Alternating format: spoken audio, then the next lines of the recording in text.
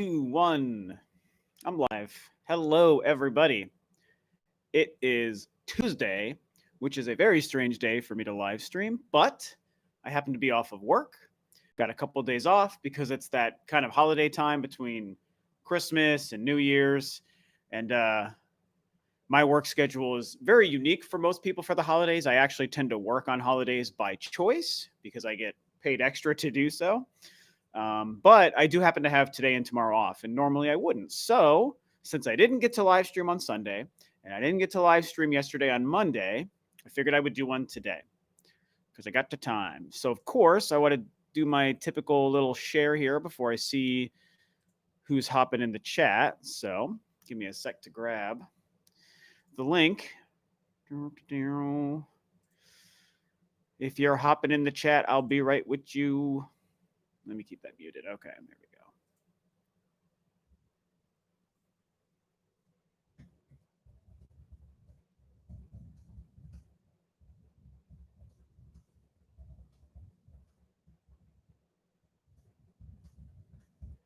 Almost the end of the year, man. Crazy times. That's also part of the reason I wanted to actually get on and do a stream is because the year's almost over. And I don't know if I'm going to have a chance to I don't know if I'm going to have a chance to make a video before the end of the year. There's a chance I squeeze one in tomorrow, but I can't promise that. So I figured maybe I should just do this live stream just to see. We got a couple people in the chat. Only two people so far chatting, actually. Riley Shields, my man, what's happening? Yes, you are first. Jan Dean, hey, I don't think I've actually seen you in the chat before, but thanks for being here. And it is crazy times because holy freaking cow, it's New Year's. I was thinking about this morning with the whole New Year's thing. Is like, and I was relating it to like the video game and Nintendo news cycle when I was thinking about this. And it's like, I can, because I have this weird charting of how the year played out as a YouTuber who also talks about Nintendo for the most part, and charting, remembering my conversations about Nintendo as the year went on, the pandemic started, and we started to realize it was a bigger and bigger deal. And as we started to see how the gaming industry was being impacted by the pandemic, and then also Nintendo, because we, early on in the year, we kept waiting for that Nintendo Direct that we all assumed was going to happen and new game announcements and all this stuff. And it wasn't happening. The pandemic was coming on. And it was like, as I remembered my conversations about Nintendo's weirdness this year, I was like, dude, that feels like it was like 2 months ago. It feels like the beginning of the year was 2 months ago. But at the same time, I think I speak for a lot of us when I say it also feels like the beginning of the year was like 10 years ago. And so it's just so whack how this year played out, whether you're talking about in real life or you're talking about in gaming or for Nintendo. It's just so weird. And I was having this really weird, surreal moment this morning when I was making my coffee and I took our puppy out and getting ready to just kind of relax for the first couple of hours of the morning, play video games. I started playing Hades this morning and I was thinking about this and it's just like, I swear to God, this year started 2 months ago. But it's all over, man. We are days away. This is the week of New Year's Eve of the new year. It's crazy. It's going to be, by the time this week is over, it's going to be next year. It's going to be 2021. And this will be my 40th time doing it, or 41st, I guess. I don't know. Either way. And it's just insane. It's just so freaking weird to me, man. So, and again, it's interesting, because I happen to be a YouTuber who talks about Nintendo.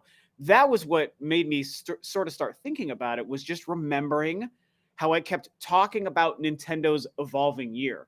And they were so silent and we didn't get Nintendo Directs and we were expecting big games and we kept not getting them other than Animal Crossing. And it was just like, where's this? And if you followed me, I was talking about this stuff throughout the year. And for the first half of the year, I was giving them a pass and understanding why they were quiet because of the pandemic. And it was so new and scary at that time.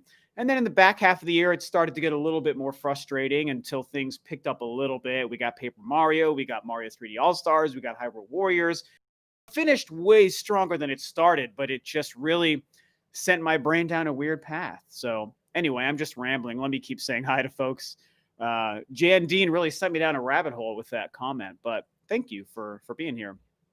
Eric Popovich, hello. 12 feet tall, hello. Happy New Year. It's almost here. Tom Simmons, my man, very active on the channel. Good to see you, buddy. Joshua Common says poo poo pee pee. Why is it that stupid things like that, doesn't matter how old you get, it'll always be funny? We all have a little bit of a childlike humor in us. Poo poo pee pee. Oh my God, I swear to God, I'm an adult. Red 8 says, I wonder, have you played Half-Life Alyx, Rob? I haven't because I'm not a VR guy. 12 Feet Tall says, do you want to play Half-Life? XGR, Extensive Game Reviews. Hello, good to see you. Riley Shields, my man. Oh, I already said hi. You were the first one in here. Am I going to play 3D World? I don't know, because here's the thing. I have 3D World. I beat 3D World on the Switch, same with like Hyrule Warriors and Donkey Kong and Pikmin 3. It's like I still to this day own those games, and I still to this day own my Wii U, and I will still even play it. Like, I love that console, so I bought and played all of the amazing games on that console as they came out. I've already supported them, I've already beaten them, and so most of these Wii U ports haven't been interesting to me. 3D World might convert me simply because we don't know what the Bowser's Fury thing is, right? So for me, my decision to buy it and play it on the Switch, I should say, will be if Bowser's Fury is awesome. So once they finally detail what that is, and there's, some people think it could be like a multiplayer thing or something, I don't know. Once we see what that is, if it looks interesting enough to me and worth another $60 for a game I already own and have beaten, then I'll buy it. But if Bowser's Fury is just like a small kind of, just a slight little addition with nothing major that I won't feel like I'm missing, then I won't buy it. Like, if it was a whole new world, let's say it's a whole new world, a whole new map and all that stuff, then yeah, I would buy it for sure. So I need to monitor my stream's quality a little bit more. 1 second, guys. I'll get back to see who's who's in the chat. I just always have to check. My internet's back to pretty much what it was. Okay, we're looking good. But ever since, a couple weeks ago, we had major issues. I get kind of paranoid about it. So anyway, anywho-ha.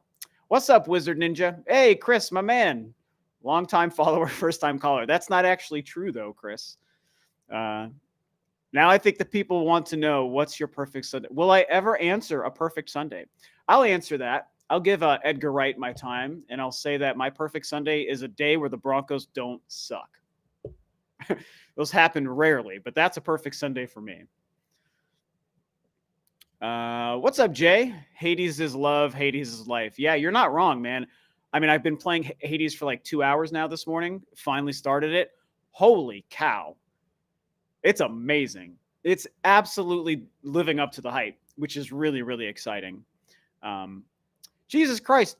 12 Feet Tall says you beat 3D World 100 times. That can't be true. There's not enough time in a lifetime, I don't feel, to beat a game 100 times. But this year has been a long decade. I agree, Tom.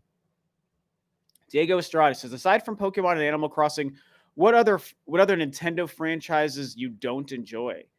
I mean, really, those are the two that always jump out to me, is Pokemon and Animal Crossing. Is there anything else? I mean, I don't really think so. I think I pretty much... I'm not huge on Kirby, but I don't dislike Kirby either. I loved Kirby's Epic Yarn. I thought that game was amazing. I was really excited for Planet Robobot, and I played that game all the way to the final world, but I didn't like it, and I didn't even beat it because I kind of just got sick of it. I tried the Kirby Star Allies demo, and I didn't really care for it. So, I mean, it's not that I don't like Kirby, but I haven't played a whole lot of Kirby games I super like. So that's kind of my answer, but not really. Like, the difference is, the next time a Kirby game comes out that looks awesome to me, I will buy it and I will play it. Whereas with Pokemon and Animal Crossing, I don't think there's anything those franchises could do to ever really appeal to me without changing so much that it ends up pissing off the core fan bases. And I don't want them to do that. I mean, they should just keep being what they are and make you guys happy who are fans. But Kirby definitely is like the kind where, like, a not exciting Kirby game, I'm going to ignore it. But a cool looking Kirby game, I'm going to play it. Oh, Kirby and the Rainbow Curse on the Wii U. That was a game I liked as well. So I've enjoyed some Kirby games. So that's kind of the only answer I have there. Morning, Mighty Ryan. Good to see you. Mighty Ryan says, I skipped 3D World on Wii U, so I'm definitely going to get it on Switch. Yeah, that's the thing. Like, it's sad to me how many great Wii U games people didn't play. But at the end of the day, if you didn't play a game like 3D World, then you should 100% play it and buy it on the Switch. Like, it's a great game. It's low on my Mario list, but it is a really good game. And everyone who's a Nintendo or a Mario fan should play it. Like, it's definitely that good. It's a good game. It's really pretty. I love the graphics in that game. It's really cool. Joshua says ARMS. Yeah, I mean, I liked ARMS. Chibi Robo, God, yeah, I haven't really played that game. Maybe I did. Was that I think first on the GameCube? That one doesn't really appeal too much to me, and yeah. But I don't have anything against it, just like with Pokemon and Animal Crossing. Jay says you have a severe dislike of Kirby because of Smash Brothers. Really? I actually like him in Smash. He's one of my favorite fighters. Skip Limited was shut down. I have no idea what that. I don't know what you guys are talking about. I don't know what that is. Hi, I like you. Hi, Corvin. I like you too. Bills, says Chris. Yeah, dude, the Bills, they're an AFC threat, man. I'm not putting it all on the Chiefs. I think the Bills have a great shot. I would love to see the AFC Championship game come down to the Bills and the Chiefs and have the Bills wipe the floor with them. Basically, I'm willing to root for the Bills all the way to the Super Bowl at this point, even though they beat the pants off the Broncos. I like the Bills. So, and I'm somebody who grew up and watched them go to 4 Super Bowls in a row and lose every time in the 90s, okay? I was a kid. I would have been from maybe the ages 11 to 14 at the time, something like that. So, yeah, we'll see. Nick Forrest says, I have not even played Hades or a lot of games yet, but I have played a lot of games. In short, I have a huge back catalog. Gotcha. Yeah, I think we all have a pretty big back catalog, man. Riley says, did you get 3D Land? I thought it was very easy, but very fun. Yeah, I actually liked 3D Land more than 3D World. I don't know why. Maybe I just feel like that gameplay format worked best in portable, and it was also new. And so for a portable, I thought it was a great way to have a 3D Mario game. On the Wii U, using the same style and engine still made a really good game. Like, it is a really good game. I really do like that game. But I feel like it was still also lacking at the same time. So for me, I just think that 3D Land was a slightly more fun game. But they're both great. I mean, I'm not going to ever say anything bad about 3D World. It is a very good game. It's just, I just like all the other 3D Mario games more than it, you know?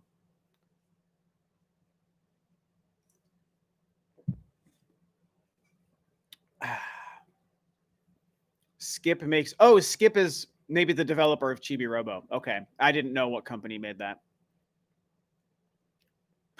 Please leave the Pokemon to the professionals, i.e. me. Yeah, that's you, Chris. You got it, man. Bills or my choice since Eagles are not making the playoffs. Yeah, didn't the Eagles just get eliminated, I think? As a Patriots fan, I'm definitely rooting for the Bills in the AFC. Oh, well, there you go.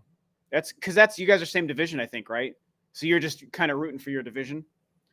Crazy what happened to the Patriots once Tom Brady left. But that's what happens, man. When we lost Elway and when we lost Manning, we became crap.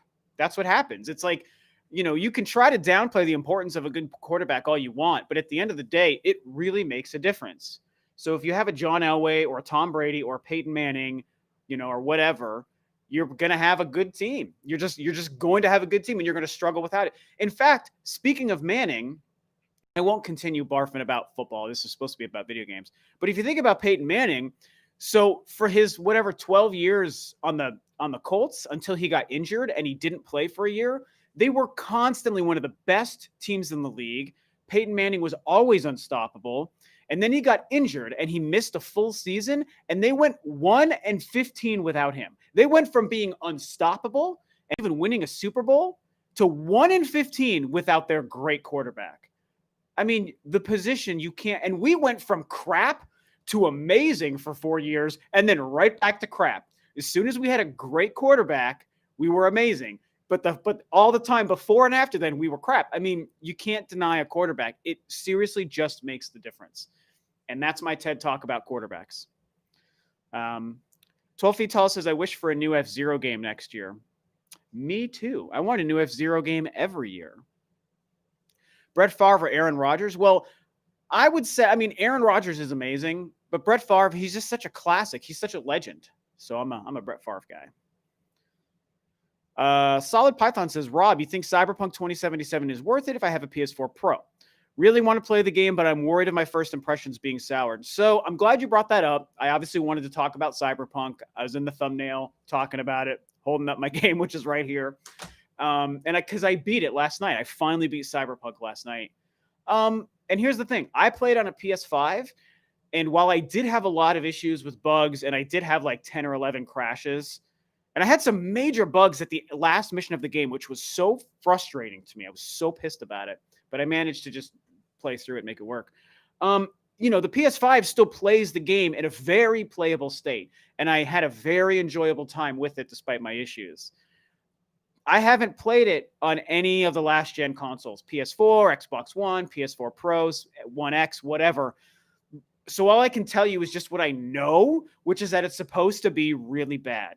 And if you want to play the game, I want you to play it because I really liked the game. I tweeted out this morning, I beat the game, or maybe it was last night. I beat the game. To me, it's an 8.5. Aside from CD Projekt Red's disgusting business practices that they absolutely need to pay the price for because it was horrible what they did. And despite the bugs and crashes I did experience, I still, as far as the game itself, I really enjoyed it. The story sucked me in so much. I loved it, and I got a really good ending I was satisfied with. So as a game, I really want people to play it because it's a hell of a lot of fun. The gunplay is incredible. But if you're going to have an experience as bad as I understand the last gen versions to be, even a PS4 Pro, I'm hesitant to tell you to do it, man, because I don't, like you said, I don't want your experience to be soured either because it's a good game. So really, really tough to say, man. I think you might want to wait until you have a good PC or maybe a PS5 or a Series X. Oh, Falcon Black, my man, with the donation. Dude, £2. You are awesome. Merry Christmas, bruv. Love from the UK. Thank you, dude. Love from the United States. You are the man. Like the damn video, people. Yeah, I like the video. Falcon Black says like the video. I agree. Thank you, man. I really appreciate you for doing that. Happy New Year. You'll have to get it physical. Not sure what that is. Last thing I'll say about football, y'all need a new coach. Yeah, we do. Yeah, I don't like Fangio at all. I didn't like him from day one, and I don't like him now. John says, I can't wait to play it on my Series X in a few months when they fix it. Yeah, I mean, here's the thing. If you just have a Series X or a PS5 or obviously a good PC, you can just play the game. If you have a next gen console or a PC, you can play it. But if you only are going to play it on the last gen, I say just wait. Just wait, man. It's just not worth it. It really sucks because, like, here's the thing. I played on my PS5, but look at this. PS4. This is a PS4 game. CD Projekt Red made a PS4 and Xbox One game. That's what these were. Because this was announced in 2012 when the 360 and PS3 were out for the then next gen PS4 and Xbox One. But it took them so damned long to complete this stupid game because there are a bunch of idiots at CD Projekt Red. I really have it out for CD Projekt Red. I'm not going to lie, you guys. I'm disgusted by them. So those idiots took 8 years to make this game. And instead of just moving it from this last gen console onto the next gen and making it good only for those, they released a PlayStation 4 game. And it runs like crap on the PlayStation 4. So they clearly effed up big time. I mean, it really just makes me upset. But on the flip side, when I separate the company and I just look at the final product and my experience on a PS5, it was great. So you got to, there's a lot of nuance to the conversation about this thing. And I don't know, like I said, by the time all the controversies and the pre-release reviews nonsense got out about what CD Projekt Red was doing, I had already paid for it on Amazon and it was already shipping to me. So it was like crap, like I already paid for it. And like I legit, based on the bad bugs and their business practices, I would not have purchased this game right away. but it was too late by the time it got out there. The game was already shipping to me. So I was like, well, I'm going to play Cyberpunk. Like, I was excited. So, yeah. I didn't think I was going to keep ranting about Cyberpunk, you guys. And it's frustrating to be ranting about a game I enjoyed. Grr, grr. Stupid thing. I hate that I even have to rant about it because I enjoyed it. Anyway, I'm done. I'm done ranting about it. It is a fun game. I will say it is a fun video game. Those are my thoughts. Yeah. Micah Jones says, Brandon Scott. Oh, he's responding to Brandon Scott playing right now. Love it, but Origami King. Okay, gotcha. Wizard Ninja says, what's been your experience with PS5 so far? I want one, but I was afraid to get one at launch. Mostly my experience has been great. I love the console. I'm glad I have one. I love the controller. I discussed that in a video. I think the controller is fantastic. I love all the haptic feedback stuff and the adaptive triggers. And at first, there were firmware problems. We all know there were issues with the system crashing and it wasn't loading games properly. And I had a couple of overall firmware and UI issues at first. And there were, we were nervous about putting the system into rest mode because it was bricking some consoles. And so that stuff had me terrified. So the first 2 weeks I was worried about some things, but it's been updated. Now I have no problems operating it and I love it. Demon's Souls is the best looking video game I've ever played. And it's a great game. So Demon's Souls is great. Spider-Man is great. I've got Call of Duty on it. I think it's great. And, again, it's powerful enough to make this game not a buggy disaster. It's still buggy, but it plays and looks very good overall by comparison. So I like the PS5. I'm thrilled I don't have to worry about fighting one. I've been trying to help a friend of mine buy one, and it's impossible right now. So, yeah, I would say, if you want a PS5, now's a good time. Well, now's a good time. It's now worth it because they've patched the UI. So if you can find one, yes, you should buy one. That's my thought. That's my thought on it. Oh my gosh, let's find some stuff. Actually got a decent stream. My stream viewer count has been low the last few because I was streaming pretty regularly and then I stopped streaming. And now when I stream, I don't get many people in here. But now we got 72 people. Maybe we'll crack 100 again. That'd be cool. Cyberpunked. Yeah, I was cyberpunked for sure. Like, it's buggy, but my PC version with 2077 with ray tracing, my PC version is much more pretty, but act more buggy than my One X version. Interesting. Okay, well, there you go. Do you consider CD Projekt Red to be a really bad company after everything that happened with the game? Oof, tough question, man.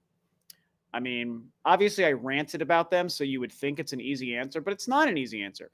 I don't have much experience with them. I played The Witcher 3 twice, and I didn't like the game. So, that's a game they made that people adore that didn't really click with me. Nothing against it. It just didn't click with me. And then, so this is the only game I really spent time with them. And, I love the game, but I hate their business. So I can't really answer that. I have to see how they conduct themselves over the next few years and with their next game release. To me, I could definitively make up my mind based on their next game release. Playing Age of Calamity for the first time while watching your stream. Awesome, Mamiya. Sweet. That's a great game. How are you liking it so far? It's an awesome game. There's so much content in that game. My favorite Switch game of the year. Waiting for the Slim model. There might be a PS5 Slim. It's definitely possible. Check one thing.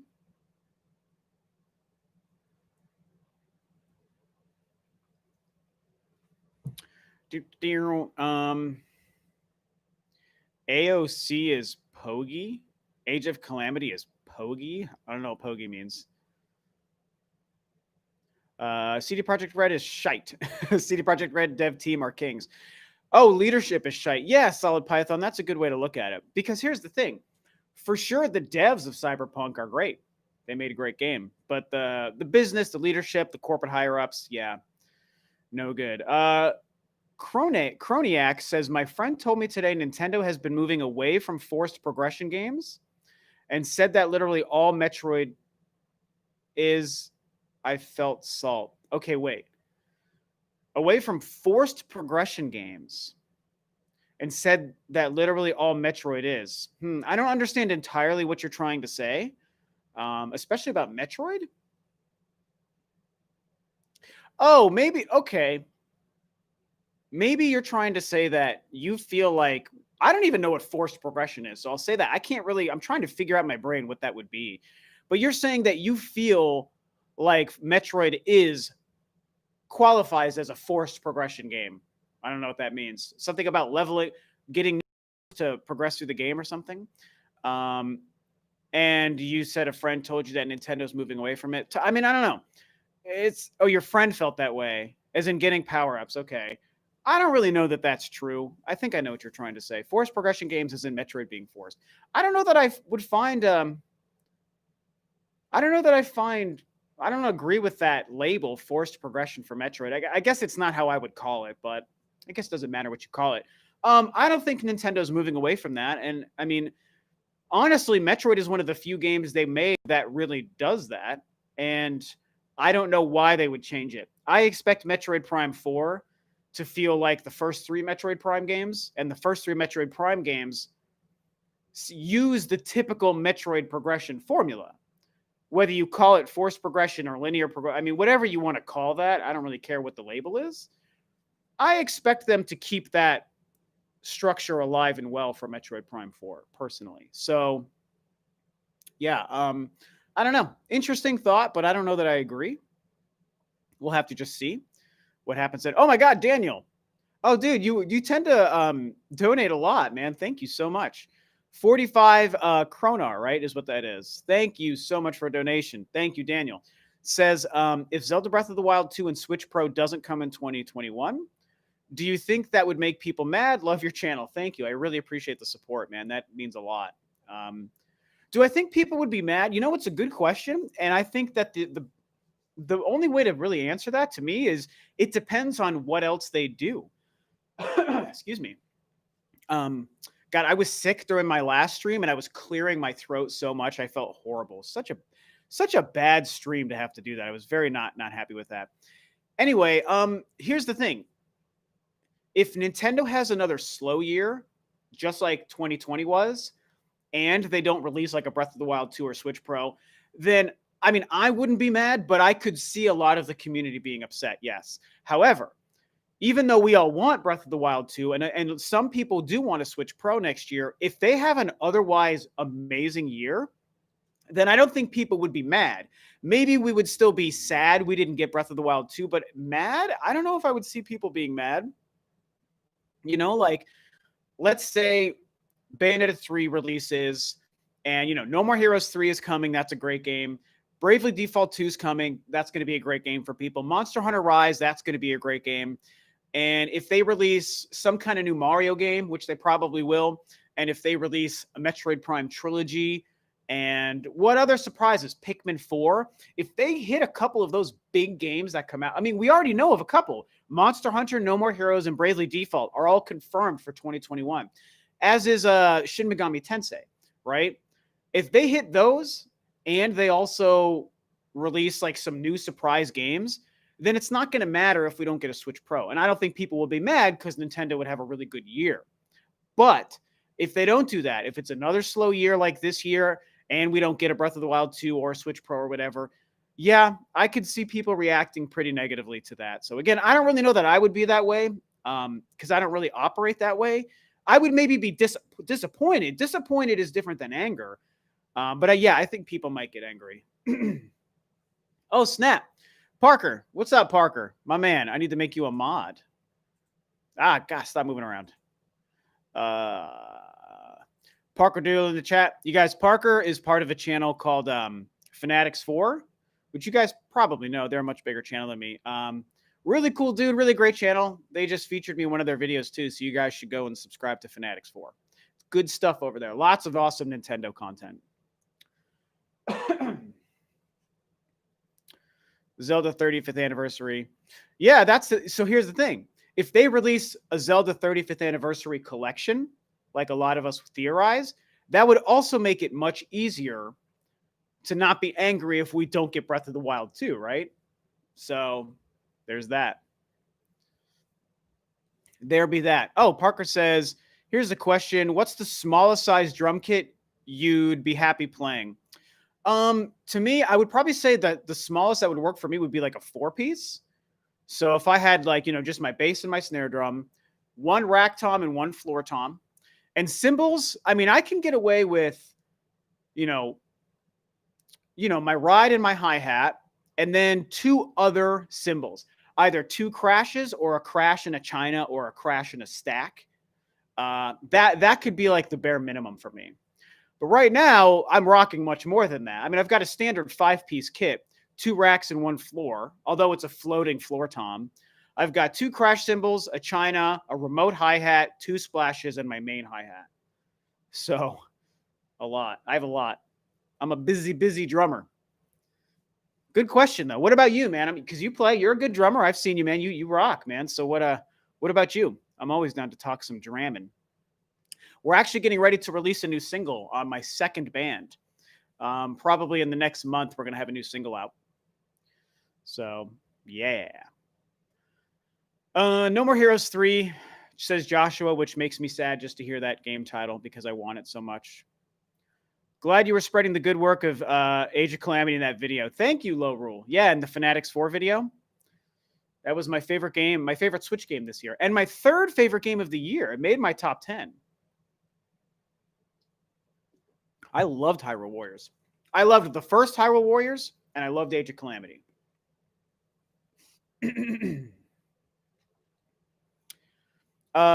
Drucifer, that's a great name. Drucifer89 says, I don't need a Switch Pro. Nintendo games look great on Switch. Breath of the Wild, Mario Odyssey, Fire Emblem, etc. all look great. Yeah, that's, and I have a kind of a similar approach. Like, I both appreciate and get excited about great visuals and the next-gen consoles and better frame rates and resolutions. Like, I love that stuff, right? If you're a gamer, you probably love that stuff, and that's fine. But I also don't have my bar set so high that I need it to enjoy a game.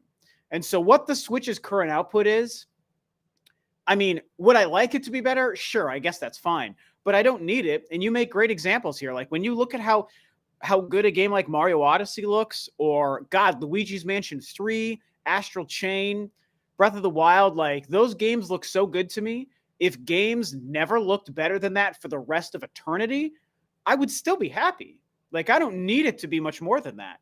But at the same time, I also still appreciate it when they do look better. Again, Demon's Souls on the PS5 floors me, you guys. And yes, I get excited about that. So, dope. Can't wait to hear the new single. We'll keep posted. Yeah, I'll share it on my Rule of Two Review Twitter stuff, Parker. This is not my main band with the female singer.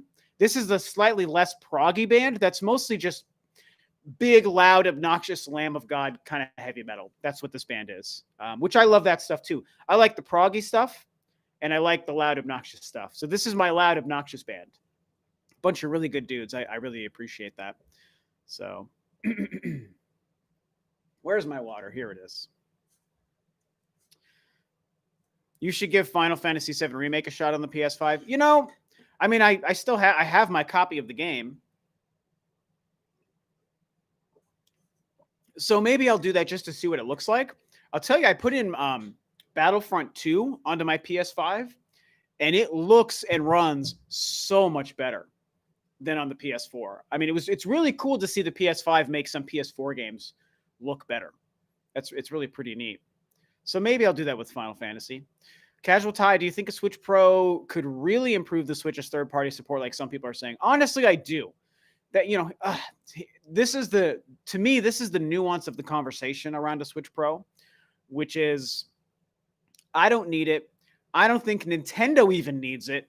Okay. I don't even think Nintendo needs it when you look at how well the Switch is doing. And my personal theory that the Switch, the next gen console is probably right around the corner in 2022 or 23. Excuse me. But at the end of the day, if it did exist, let's say it does come out next year. Yes, I think it's going to help with third-party support. It could make it that much easier to get a game like a Resident Evil 2 remake, or maybe even like a Cyberpunk. Maybe Doom Eternal would have launched day and date physically instead of a year, like 6 months later and digital only. Maybe those things third-party wise improve with the Switch Pro.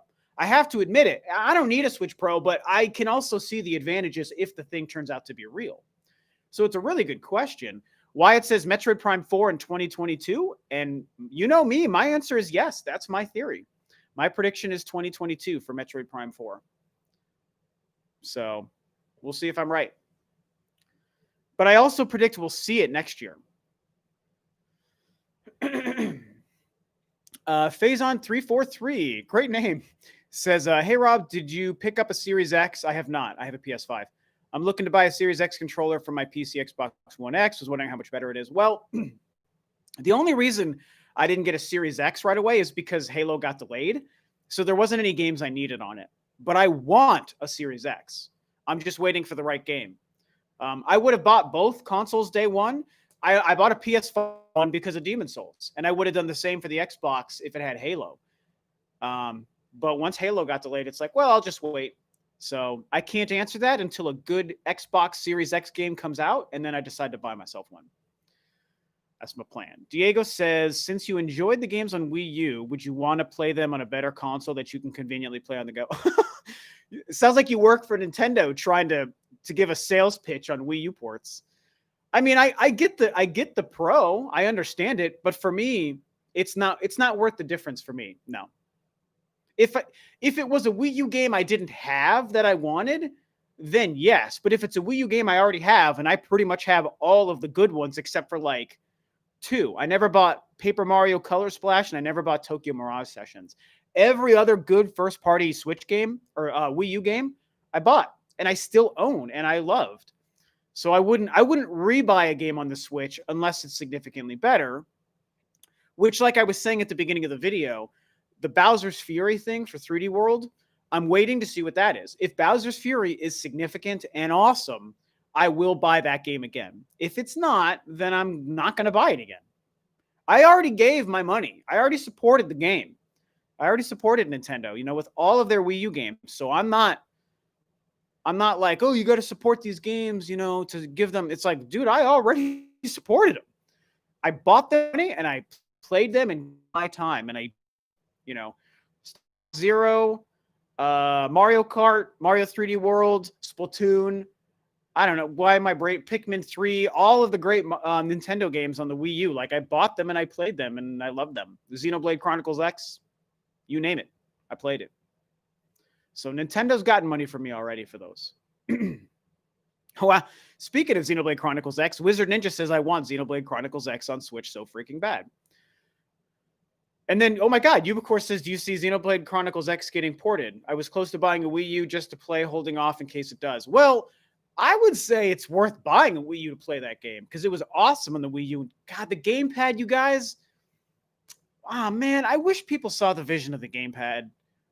I love the damn gamepad. For me, playing a game with the gamepad that uses the gamepad was like a euphoric experience, man. I thought it was so cool. I thought it was such a great way to evolve how we play video games, man. I thought that with the DS back in 2004, and I thought the same thing with the Wii U. And Xenoblade Chronicles X makes really interesting uses of the gamepad. Like, it makes the game better.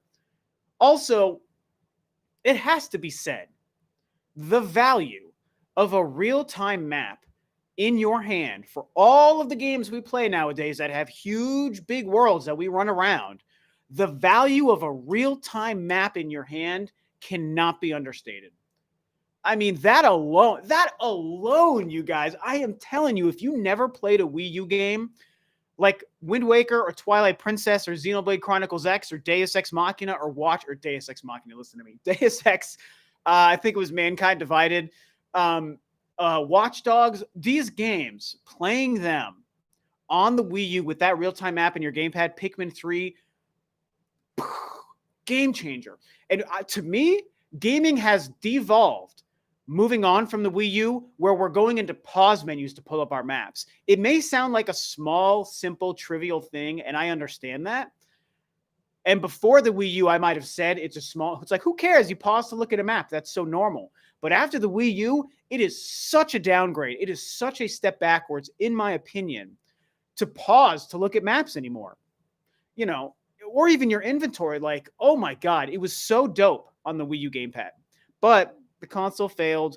People didn't get to experience it. It sounds like a lot of you guys here in the chat probably didn't experience it for yourselves. So you don't know what you're missing. And I understand that, you know, but I'm telling you, oh my God, my heart weeps for that. I think about it. I almost get frustrated again. I keep thinking about, like, I just spent, 3 weeks playing Cyberpunk. And it's like, I constantly was pausing to look at the damn map. And I've gotten used to it again, which is sad. Ghost says, we're pausing to look at our maps. And it's like, dude, the Wii U this, but people didn't buy into it. And, Nintendo bears some responsibility. They didn't market the thing properly. They didn't name it properly. They didn't make enough games that took good advantage of the gamepad. Like, I shouldn't pretend like Nintendo is completely absolved of guilt, because they share some blame in the Wii U's failure. Absolutely, they do. But as far as just the product, I still loved the product. I loved it so much, and I'm just really sad. So anyway, that's my Wii U rant. I had a football rant. I had a Cyberpunk rant. Now I've had a Wii U rant today. So you guys are welcome. Does anyone agree with me, or am I crazy? What do you guys think? Tell me if you think I'm nutso. But I loved it. And we didn't even get a Metroid game that would use that. When I think of a real-time map for Metroid Prime on my gamepad, touchscreen, and I can move things around. Damn it, man.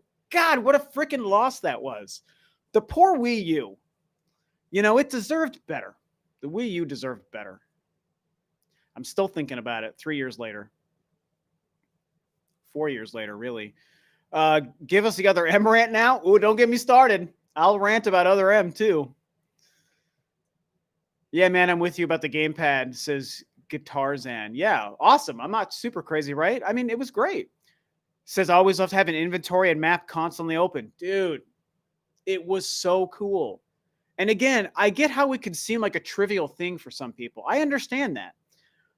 But to me, it wasn't trivial. Like, in execution, the games that did it well, awesome. So awesome. Solid Python says, Rob, did you see that Switch-focused Resident Evil game coming later next year, leaked from Capcom? So I know that there was a rumor about that. Excuse me. Was it actually was that really a confirmed leak though? I don't really know the details. Excuse me, but I know that there was a discussion about a game that was like a Resident Evil Revelations 3 maybe would be coming. Oh my God, dude, Jacomac, Jason, that's my good buddy. You give me a $20 donation. Welcomes it 2021 in with a new puppy toy for Logan. Bro, you're awesome, man. We owe you big time. We need to hang out too. We're a little locked down with COVID stuff right now. We're kind of sketch about that, but we could do like a one-person hang. Really appreciate it. Thanks, Jason. We owe you, man. Village. Oh, Resident Evil 8. You're talking about Resident Evil 8? To me, it's easier to push a button than tilt my neck to look down at a low-res screen. Oh, man. See, I mean, to each their own. You're entitled to have that preference. It's totally okay. But I never really bought into the whole, oh my God, the stress and inconvenience of doing this. And I've heard plenty of people talk about that as a huge problem. I don't want to play the Wii U. I'm always looking down. When you look down, think about playing. Pretend this is a controller. If you're playing a game, people act like looking down required this huge wind up and then this. You don't go like this to look down. You go like this. That's all it is. And again, I'm not trying to call you out, John. Like, you're totally entitled to that. It's not a call out. But I'm just like, dude, what is people's problem with doing this? It's not a huge deal. It's just, I never found it to be a huge problem. You don't get up and do 7 push-ups and run 3 laps before you move your head down. It's not this. It's this. It's this. That's all it is. So, am I wrong? Am I crazy? I don't think I'm crazy. So anyway, everyone's got a preference and it's totally okay. I'll tell you this though. The one thing I'll say, John, if I'm remembering right, the majority of Wii U games that had a real-time map, I think you could still also pause and look at the map in the pause screen as well, right? So I think you could just do both. So I don't know, but you'll get nerd neck. I wonder what nerd neck is. Oh man, preach, brother. Yeah, it was annoying. Star Fox Zero overall, and so you know what I will say, Mighty Ryan, you bring up a good point, and I actually really like Star Fox Zero, but a game like Star Fox Zero is an example of if it's not your type of play style, you can rely on it too much. Okay, I don't. Let's get this out of the way. It's possible to rely on the gamepad too much. Okay, and that can, the way you've got to do it so much with Star Fox Zero, that's a fair complaint. I liked the.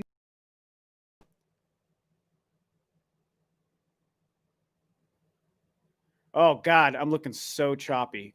Garbage. Why does this always happen to me? Okay. It's like I'm. Ugh. Where am I at? Yeah, dropping frames. Oof, you're right. F. Straight. Everyone put them Fs.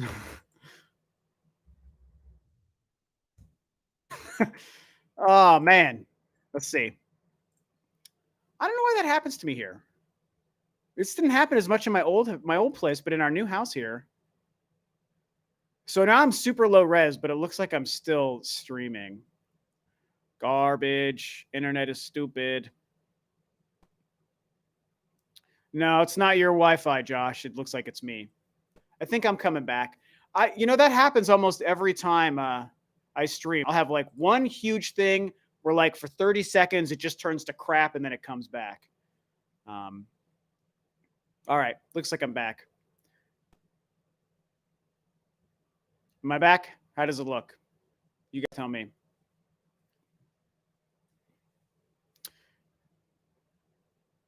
Hi, we're Ziply fiber. Yeah. No one's responding. Did I drop out again? Way to kill the stream momentum. Okay, I think I'm looking okay. Good. Okay, we're back. Rob's ranting was too powerful for the stream to sustain. Yeah, it must be. I really have sort of ranted a lot today. Okay, we're back. Sorry about that, guys. Internet. This is internet life. Really frustrating. I think it's honestly though, I don't really know if it's as much my internet. I mean, it is, but also like it's definitely YouTube's streaming thing that I use. Because when I use Discord, I never have this issue. Except for the week I had really bad internet, like our whole neighborhood had bad internet because there was power outages and stuff. Excuse me. But when I use Discord and stuff and I'm in other people's podcasts, I can go for 3 hours with no problems. But whenever I use YouTube's thing for my live streams, this always happens. So is that true, Jason? I wonder. Oh, here we go. Solid Python says, are you and Colin Moriarty long lost twins? I don't know if you're saying that as a joke or to be serious, but yeah, I hear that all the freaking time. People always say that Colin Moriarty and I look alike. All you got to be is a white dude with glasses and a beard, and you look the same. There's so many of us out there, I guess. And people tell me I look like Colin. I don't see it as much. I mean, he has more hair on his head, and he doesn't wear a hat. I'm always wearing a hat, so I feel like that should make us look different, but I guess we look the same. I have OBS, but I'm not really good at using it. I haven't really figured all that stuff out. Diego says it's better to have a standard gaming experience with a standard controller than using something kind of clunky like the gamepad. I mean, again, Diego, everyone's entitled to their preference, and that's totally okay. But I guess I just never found the gamepad to be clunky. And people, you're not the only one to say that. Like, you're not alone. But to me, clunky has never been how I described it. Like, it's very comfortable. It's big. You do have to get used to it. I mean, the first like week I had the Wii U, yeah, I had to get used to it. But once I got used to it, it was just like using any other controller, except it was better because of all the cool things it could do. But I see what you're saying. Some people find it clunky. That's fine. Maybe the people who say it's clunky didn't use it much. and you hold it one time in a store or at a friend's house and you're like, oh, this is so weird, I could never. But it's like if you own it and you have to play with it, after a couple days, you get so used to it, you're good to go. So, yeah, Jason, I need to tap you for that one day. I had a YouTube buddy of mine, Jason Lapine from Hey Jay. Him and I spent a couple meetings trying to get myself set up. And I have a lot of it figured out, but it still just it wasn't operating properly. I don't know. So I got to figure that out. And if I ever do, maybe then I can actually do a podcast, which like I've been trying to do for 2 years. I've had a lot of people tell me they'd be on my podcast, a lot of like, big YouTubers and stuff, and I just have never done it. That's my life. That's my life. Solid Python says Wii U gamepad made a generic game like Zombie U actually awesome. 100% agree. Zombie U is one of my favorite games of the past 10 years, and it's one of my favorite Wii U games. I love, love, love, love Zombie U with the gamepad. Josh says, I think the reason the Wii U failed is because Nintendo didn't feel like moving on from the success of the Wii and just reusing elements but introducing wannabe Switch. I mean, that's a little bit of backwards thinking because we live in a world where the Switch exists. At the time when there was no Switch, it didn't feel like a wannabe anything because the gamepad itself was a new, unique thing. I mean, yeah, maybe they shouldn't have called it Wii something, but I know it's tough. Kieran says, Rob, on a scale of 1 to 10, how likely do you think Breath of the Wild sequel will release next year? I give it an 8. I mean, honestly, I might say an 8 too. I'm pretty... Maybe I would go more of a 7, but I'm fairly high. I'm over 50%. I think most likely we're going to see that game next year. Hey, Major Blazer, what's up, buddy? You almost missed me, but you didn't miss me. Wizard Ninja says January Direct or nah. January Direct or nah? I've heard a lot of people say they think a January Direct is going to come.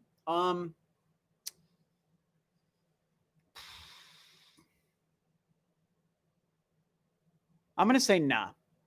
But I think we'll get a first quarter Direct. So February or March, maybe. January, I'm going to guess no.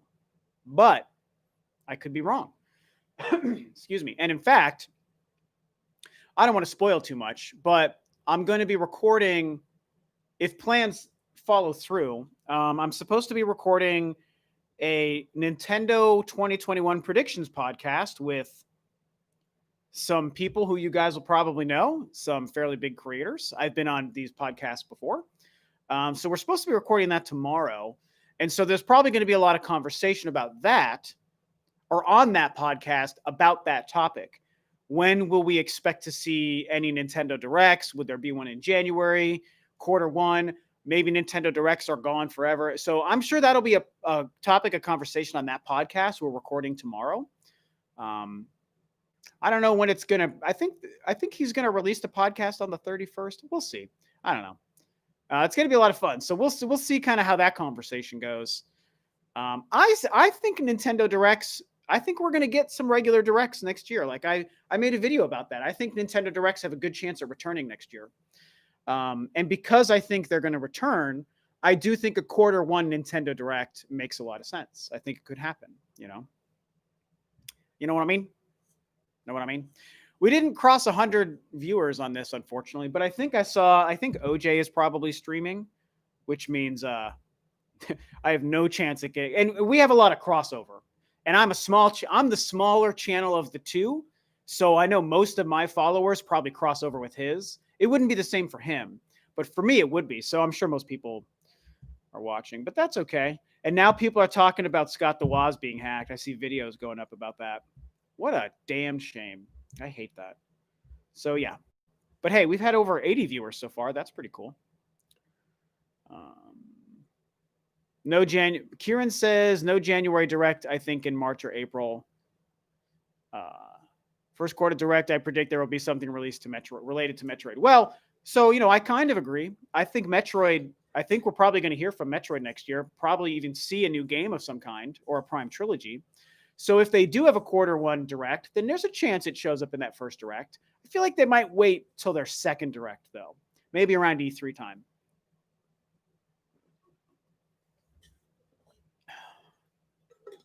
We shall see. We shall see. Good stream so far. Good vibe in the stream. I'm feeling the good vibe. Even though I ranted about Cyberpunk and I ranted about people not liking the Wii U, despite the rants, feeling pretty good. It's very good vibes today. I appreciate you guys. I really do. I love that I can do these and you guys actually show up and chat with me. It's a lot of fun. Especially when we're talking about Nintendo stuff or Metroid stuff. Okay, so yeah, Guitarzan says, speaking of Metroid Axiom Verge 2, can't wait. Yeah, me too, man. I'm so ready for I'm like, people don't talk about that game enough, but I'm really excited for Axiom Verge 2. And that game, you know, they announced it and it just went away. Major Blazer says, missed the rant. Yeah, I had a couple rants already, which is, you know, not normal. But, you know, you'll get to rewatch the stream and see the rant, see the ranting. Solid Python says, what Rob wants is Wii U 2 and Cyberpunk 2077 on it. Honestly, I wouldn't complain. I wouldn't, you know, as far as the Wii U 2 idea goes, I will say what I do want is a return of dual screen gaming. I love the Switch. I like the Switch more than the Wii U technically for reasons, but I do think the Wii U had the better gameplay ability because of the gamepad. So if they brought that back, it would be so much better than what the Switch is. Oh my goodness. Eric McDermott with a $20 donation. That's 2 already. So I've got a couple donations. Thank you. That is an amazing, huge donation. Bro, I appreciate you. Wow. So Eric says, Happy New Year. Happy New Year to you. Have you seen Super Mario Bros. Z? I've not. Or DBZ Abridged? I have. I have seen DBZ Abridged. Nintendo Direct, January 7th with Silksong reveal. Let's go 2021. January 7th. So what date is that? Is that a Thursday or a Tuesday? Let's see. It's a Thursday. Which, God, that's... You guys, that is next Thursday. Next Thursday is January 7th, 2021. Freaking insane, dude. Anyway, let's get rid of that. Where's my full screen? What's going on here? There we go. So I don't know about January. Man, January, that's so soon. It doesn't feel like we're right around the corner from a Nintendo Direct. It just doesn't. But maybe.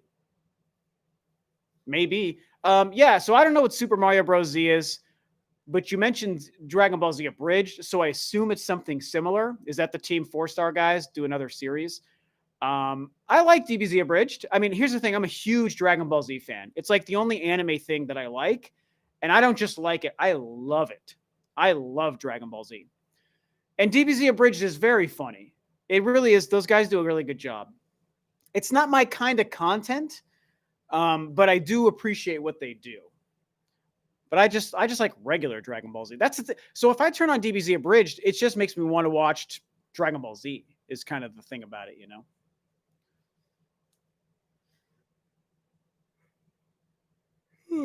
Oh, Gevlin507 says, finally catching my first stream. I've been following the channel for years. Wow, right on. Thank you for being following for years. Glad you caught a stream. Appreciate you. Is there any game you feel should be the focus of their first full Nintendo Direct in 2021? Well, yes and no. I feel like it's tough because we only know so much about what they're going to do next year. So if we were to pick based on the stuff we already know is releasing in 2021, I feel like they would probably spend a good amount of time on Super Mario 3D World and the Bowser's Fury thing. So if their first Direct happens before that game, I think they'll probably focus on that game and they'll probably spend a lot of time showing us what Bowser's Fury is. Maybe they would spend a lot of time on No More Heroes 3. Excuse me. Maybe they would spend a lot of time on Monster Hunter Rise. Now, if there's other stuff releasing that we don't know about, Bayonetta 3, that could be a game they spend a lot of time on. And if they have some kind of new game, I don't think they would do Breath of the Wild 2 first thing in the year. I think they would wait for a while, like E3 time. But if there's some other game we don't know about, like what's an example? I don't know. Mario Kart 9, or if F-Zero is coming. You know, if they have something like that they haven't yet announced, That's something I could see them spending a lot of time on too. So it really just depends, you know. Think they'll port Nintendo Land for the Wii U? Probably not. I would like them to, though. Really, what I want is Samus Returns. That's a 3DS game I want. Solid Python says, can't wait for Evil Dead the game. Same here. So excited about that. Saber is doing it, so the Switch port is going to be good. Oh, okay. I didn't know Saber. Saber Interactive, I think, right? Yeah, I'm stoked. I love Evil Dead. I don't know if you can see, but I've got right here is an Ash. That's Ash right there. Huge Evil Dead fan. Kieran says, if I talked about Hades yet, it's such a good game. Oh, Pikmin 4. Yeah, that's a great example. Pikmin 4 would be one. Talked a little bit about Hades, but not a whole lot. Yeah, I started playing Hades this morning for the first time. I'm like, what, 3 or 4 months behind everyone else whenever that game came out, at least on the Switch. I think it came out on Steam early in the year and then Switch in the fall. Is that right? Something like that. Damn, that game is awesome. It totally is living up to the hype, man. That's one thing I'm really liking about Hades so far. The other thing I'm liking is that, you know, I've unlocked a couple weapons already. See, just like I expected, you have a variety of weapons you can use. And like, what I'm surprised about is that even the weapons I didn't think I was going to like, the game and the loot and the power-ups and progression and the enemies in combat are so well crafted that no matter what weapon I've used, I've been able to be pretty successful. And you can kind of dial into the combat with each weapon really quickly, which to me is a mark of a good game. And I'm just shocked at, like, even picking up the stupid shield. I was like, this thing sucks, but I'll try it. And I'm like, I did really well with the shield because the game and the combat is so well crafted. And then the way you level up as you go, each run you do, and the way you can kind of pick and choose the things you care about and want to level up. And this is only with 2 hours of the game so far. So cool, man. You know, it's like Dead Cells. It's like a roguelike. It's got that Dead Cells feel. And I loved Dead Cells. And I love this. Like, Dead Cells was like a Metroidvania roguelike. To me, Hades feels like a Diablo roguelike. That's the impression I get. And I freaking love it, dude. I am loving it. Now, what I will say, I'm only 2 hours in. Man, I got to spend a couple days and see, and really, you know, before I state this definitively. But what I will say is, as amazing as the game is, I feel pretty good it wouldn't have become my #1 game of the year. A lot of people feel, you know, because I said in my top 10 video that Hades was one of the games I didn't get to play by the time I made my video, my list, that, you know, maybe Hades would have been my #1 instead of the game I chose as #1. But honestly, as of right now, I still stand by my #1. But we'll see if that changes over the next maybe couple weeks as I spend more time with Hades. I had to wait for Hades until I finished Cyberpunk. I didn't want to go through 2 games at once. I was really invested into Cyberpunk, so it's like, let me beat this game, and then I'm going to move on to Hades, which is what I did. And I'm glad I did. I'm really glad I did. Excuse me. Yeah, Dead Cells was so good. Dead Cells is hard. I agree. Dead Cells is harder than Hades is so far. I'll tell you that. Casual Tie says, when I first say Hades is in an indie world, I was like, what's that? But after all the praise, I feel like trying it out. Oh, okay. Basically, you weren't too into it initially.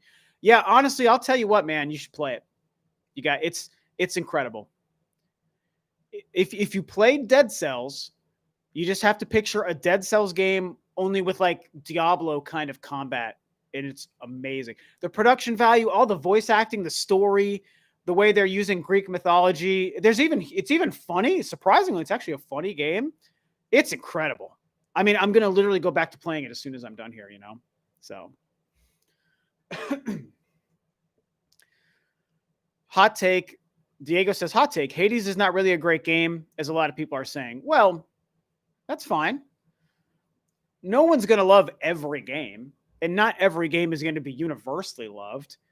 Not everyone loves Breath of the Wild or Metroid Prime or The Last of Us, you know, or whatever. Not everyone loves every game, so that's okay. You can have your own thought. I love it, though. Yeah, voice acting is top-notch in Hades. I agree, Eric. Josiah says my top 2 Switch games for Christmas are Link's Awakening and Doom Eternal. Oh, that you mean that you played this year for Christmas? Great games. Both of them are very good. I was a little disappointed in Link's Awakening, but I still liked it. You know, it was still good. I loved the graphics. I love the art style for Link's Awakening. It sounds weird, maybe petty for some people, but for me, the only thing I wish that game had that it didn't have was a day, night, and weather cycle. I would have loved to see that world with that graphic style and see it be like daytime, nighttime, maybe like a twilight dusk time, rainy, cloudy, snow. I think if they would have gone that one extra step, it would have been incredible. Oh, and that's more about the ambience. That doesn't change the gameplay. It's just, the ambience of the game you're playing, the atmosphere. But to me, that would have really helped the game, Unhelpful Yoda says, you try Yakuza Like a Dragon. Game's really good. I've not played the Yakuza games, but I've heard for a long time they're very good. I've considered playing them, Wizard Ninja says, playing Bloodstained right now. Pretty cool game. Yeah, I like Bloodstained quite a bit. I liked it a lot. I didn't love it. People really praised the hell out of the game. I thought it was just pretty good. I'd give it like an 8, 7.5, 8. I liked it. Am I a completionist? Not really. No. Obviously, I probably complete about half the games I play on their first run. The other half, I end up, I set them aside and I move on, and then I come back way later and I end up beating them. That's how I play stuff, and I never shoot for 100% except for Metroid Prime. Every other game, it's like I don't really care about that. It's just not, I don't really care.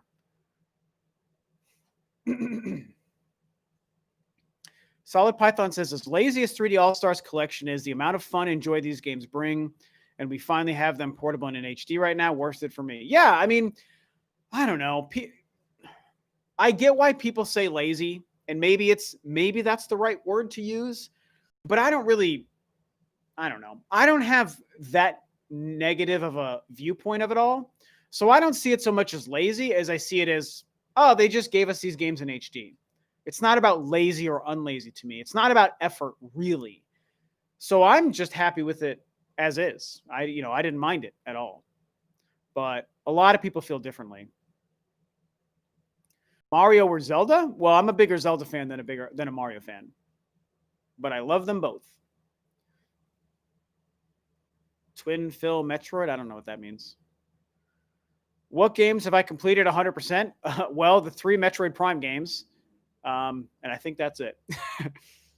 I'm pretty sure that's it.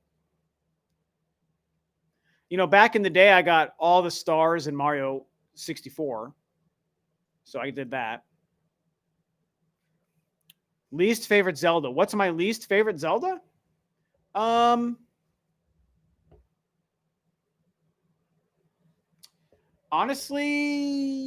it might be Link's Awakening, the remake. Right? I mean, I liked that game. I don't dislike any Zelda game. And we'll discount the CDI ones. I've played one of those. We're not talking CDI. We're talking about official Zelda game, like real Nintendo Zelda games. I feel like it's the Link's Awakening remake. Oh, no, that's not true. That's not true. It's Spirit Tracks. Spirit Tracks is my least favorite, followed by Link's Awakening remake. I think that's my least favorite. Kieran says, Rob, what's your thoughts on Monster Hunter Rise? I'm hyped for it as my first Monster Hunter game. I am super hyped. It'll be like my 5th Monster Hunter game, and coming off of Monster Hunter World, which is so freaking good. I'm so excited for Rise. On the Switch, are you kidding me? That game is going to be so freaking good. And I'm excited for the travel fly thing, whatever it's called, that lets you like lasso and you get to jump up vertical. Oh my God. I'm so excited for a new Monster Hunter game on the Switch. Can't wait. Can't wait. Crash Team Racing trial starts tomorrow. Oh yeah, I saw that. Excuse me. Greg Gerardo says, would you rather have Metroid Prime 4 be closer to Metroid Prime 1 and 2 with just one big planet, or Metroid Prime 3 with multiple planets? Well, Gerard, or sorry, Greg, Gerardo is your last name. Greg, you asked that question. It's a good question. I've actually touched on that exact topic many times over the years since Metroid Prime 4 was revealed. And I have an answer, and it's that I absolutely want it to be like Metroid Primes 1 and 2. I appreciated the idea of the multiple planets in Metroid Prime 3. I thought it was a cool idea. It was a neat way to kind of evolve the formula. And it was cool. And I love Metroid Prime 3. It's a great game. But I think having the one big map on one planet was way more successful and interesting to me in Metroid Primes 1 and 2. And I also think those games are better than Prime 3. Like, I prefer the Prime games in the order they released. Prime is my favorite, then Prime 2, then Prime 3. They're all incredible, but I think they're best as they go. And I love the big map. The singular map, to me, worked the best. And one of my complaints about Metroid Prime 3, I've said this before, and I'll say it again here, is I feel like it was a little bit of trickery that they did with Metroid Prime 3 to make it seem like there's more places to go and there's more to do and see in Metroid Prime 3 by giving us multiple planets. But in reality, if you play that game again, and if you look at the size of the maps and you consider, yeah, it is easy to get lost and confused, especially on in Skytown, John, because that map is confusing. If you look at the maps in Metroid Prime 3, they're actually smaller, and there's just overall across the entire Metroid Prime 3, there is less real estate to walk across and to visit and see than there is in Metroid Primes 1 or 2. There's more planets, so there's more locations, but there's less maps. There's less areas to go. Primes 1 and 2 have huge, big, sprawling open maps with tons of places to go. And there's just more. There's just more in those games than there is in Prime 3. So it's one of the reasons I prefer Prime 1 and 2. And it's one of the reasons why I hope Prime 4 goes back to that formula. But I honestly think they're probably going to give us multiple planets. So we'll see what they do. That's my prediction, though.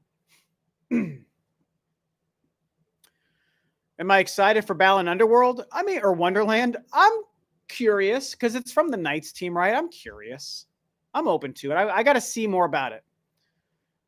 Raiders fan says definitely prefer one planet. More than one tends to have more linear paths. Yeah, and I think that's what I'm saying, Raiders fan. Like with Prime 3, because the maps are all on different planets, they can't connect to each other as well.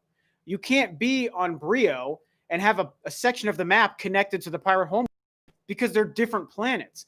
But you can be in Fendrana Drifts and be connected to the Chozo Ruins because they're on the same planet, right? So you're right. It creates this kind of forced linearity in Metroid Prime 3 that doesn't exist in 1 and 2. It's, again, still a great game. I love Prime 3, but I think it suffers because of the multiple planet thing. So really good point you bring up. Kieran says, what month do you think we could see No More Heroes 3 release in? Well, I think it's either going to be, like spring, early summer, or it's going to be late summer, fall. So I would say maybe like the May, June time or the August, September time. It depends on how far along it is. That's my prediction.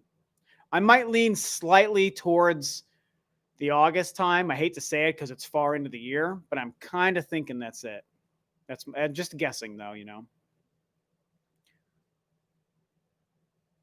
Yeah, Jason, just like, Borderlands. Yeah. Bad Muffin says, I love all your content. Thank you, Bad Muffin. I appreciate you. Derpy Bacon says, have you played Star Wars Squadron? Yes, I have Star Wars Squadron.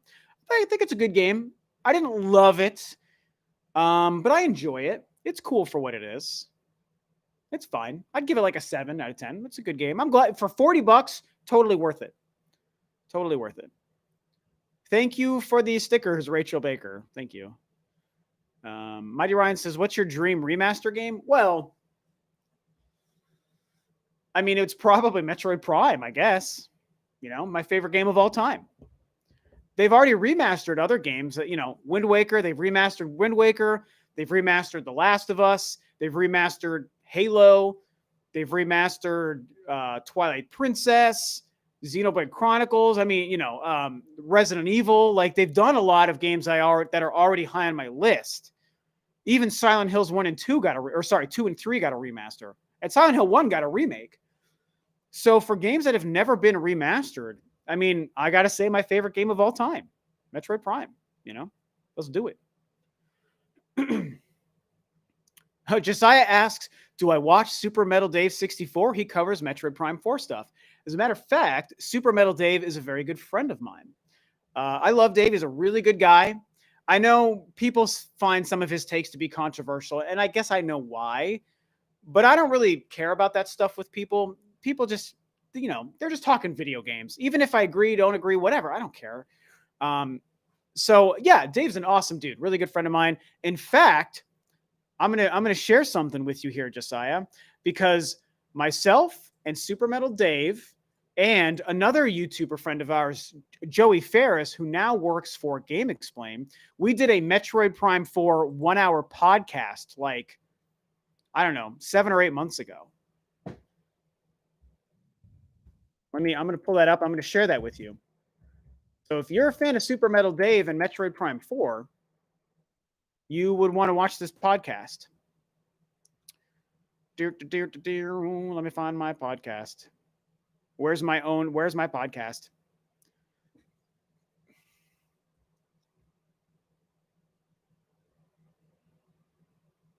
Dude. There it is.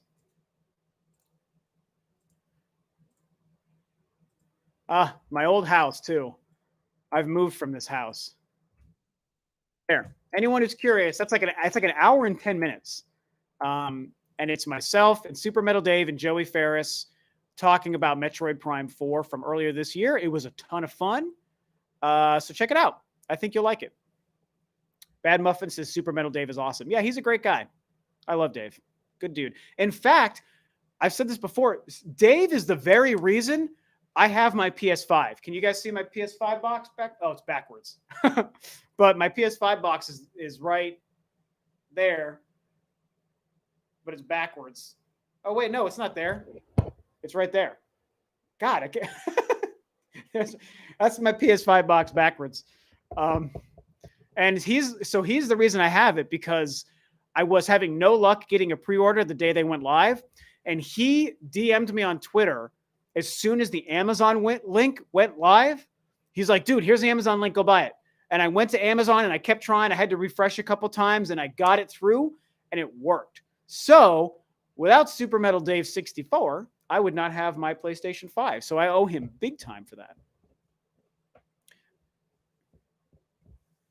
What's up, Audible Fart? That's a great name. It's like I said at the beginning of the stream when someone said pee pee poo poo, and I was like, why will that always be funny? Audible Fart is funny. So what's up, man? Good to see you. Appreciate you and your funny name. Such a great name. Derby Bacon says, then again, being the Zoomer I am, I have played less games, probably more worthy of a remaster. Oh, okay. You're a youngin'. You are a youngin'. So many youngins out there. Kieran says, I still think the PS5 is ugly. Yeah, I like the design. I like the design visually. I think it looks cool and futuristic. But since I own one, I will say the flaw in the design is that it needs this stand that it comes with to either set it upright or set it on its side. And if you set it upright, you screw the stand in, and so that's fine. Some assembly required. What are you going to do? But if you have it horizontal like I do, freaking the stand just kind of rests on it, and it's got these clips that like kind of support it in the back, but not really. So you can like turn it and it'll get itself off that stand, and it's just really ghetto. And I'm like, dude, this is a $500 next gen console, and your design is flawed in that respect. So, whatever. I want a Gears of War 2 remaster. That would be cool. I still have the Gears of War 1 remaster. I love Gears. And Gears 2 would be really cool. Tomb Raider, yeah, that'd be cool. That'd be very, very cool. My dream remake is a Devil May Cry 2, because what's the point of remaking amazing game of already make because what's the point of remaking already amazing games? I see what you're saying. because you didn't like Devil May Cry 2. I see. Yeah, you can improve games if you remake them, for sure. It is possible. It is possible. First NES Zelda, that would be cool too. Classic. I love that game. It'd be very cool. Metal Gear Solid. Well, they already did Metal Gear Solid. Twin Snakes. Great game.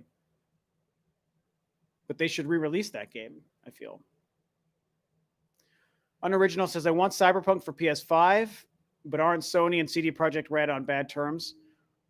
I don't know if they're on bad terms, but obviously there's some weirdness going on there because of the whole Cyberpunk thing. That doesn't, I mean, I don't know. You can still play the game on your PS5 though, so it's all good. Rachel Baker says, I always say it's possible. Oh, yeah, I say what you're saying. It's possible. It's possible. Yeah. Mega Man Legends, Star Fox Adventures, Twisted Metal. Let's go. You want remakes of all those or remasters? Dude, Star Fox Adventures would be cool. I freaking love Star Fox Adventures. That game got so much crap, but I love that game. Well, oh, you mean just because they removed it from the PlayStation Store? Yeah, I mean, I don't know that's so much that they're fighting as it is that Sony just made what they thought was a smart business decision. So, High IQ Moose says, would you rather have Metroid Prime 4 take place right after 3 or have a time skip and take place after Super Metroid or Fusion? Great question. You know your Metroid, sir or madam. You know, I've talked about that before too. It's come up before, you know, and because people get confused on the timeline. The Prime trilogy takes place between Metroid 1 and Metroid 2. And people have assumed Metroid Prime 4 will take place right after Prime 3, which is most likely. But there is a chance that Prime 4 takes place way down the road and could even be the furthest in the timeline we've been. I don't know that I have a preference. Maybe my preference would be to be further in the timeline just because it would be nice to move beyond Metroid Fusion. But at the same time, it could be cool to just be, again, directly following Prime 3. So it just depends on the story they tell. So I don't really care. If I could pick, maybe I would slightly say I would prefer the far down the timeline, just to change it up a little bit. Just change it up. Yeah, Skyward Sword HD. I would love Skyward Sword HD. You guys, I mean, I've talked about it in so many videos, right? Come on. Come on, Nintendo. Give us that Skyward Sword. Give us that Skyward Sword. Well, guys, I think I'm going to call it. I'm a little bit hungry, and I want to get back to playing Hades, and I got to check on our puppy because my fiance is definitely on puppy duty right now. Yes, I cannot wait for Resident Evil 8 Village, Hillian Geek. Huge Resident Evil fan. I thought Resident Evil 7 was fantastic, and I'm very excited for Village. Very excited for Resident Evil 8. Can't wait. Solid Python says, Rob, do you want Samus to talk? I wouldn't mind. Just don't get the other M writer again. Yeah, I'm totally okay with Samus talking. I didn't love how they did it in Other M, but I also didn't hate it. So I think they could maybe just refine it and just improve it. But yeah, I'm totally okay with Samus talking.